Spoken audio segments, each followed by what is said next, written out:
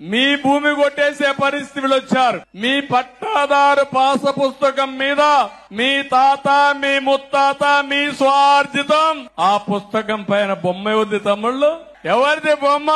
ఇప్పుడు నా బొమ్మ వేసుకోవాలా? నేను వేసుకుంటానా? నేను అంటే మీ భూమి పైన నా బొమ్మ వేసుకుంటావా నువ్వు? అందుకే చెప్పా, ఆ చట్టంలో కూడా ఇష్టానుసారంగా పెట్టేశాడు. అంటే ల్యాండ్ టైటిలింగ్ ఆఫీసర్ కూడా ఉంటా అంట రిజిస్ట్రేషన్ కి. టైటిల్ రిజిస్ట్రేషన్ ఆఫీసర్ వాడెవడో తెలియదు. అప్పలెంట్ అథారిటీ వాడెవడో తెలియదు. ఏదైనా జరిగితే నువ్వెవరన్నా ఈ భూమి నాదంటే ట్రిబ్యునల్కి వెళ్ళిపోతుందంట. ఇంకా మీ బతుకులు ఏమవుతాయో మీరు ఆలోచించుకోండి. ఇంకో పక్క నేరుగా హైకోర్టుకే పోవాలి. ఇంకే కోర్టు లేదు, అందరూ అమరావతి క్యూ కట్టాలి. ఎంతమంది హైకోర్టు పోతారని అడుగుతున్నా.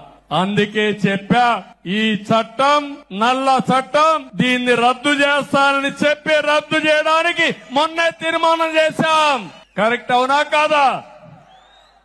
కరెక్ట్ అవునా కాదా?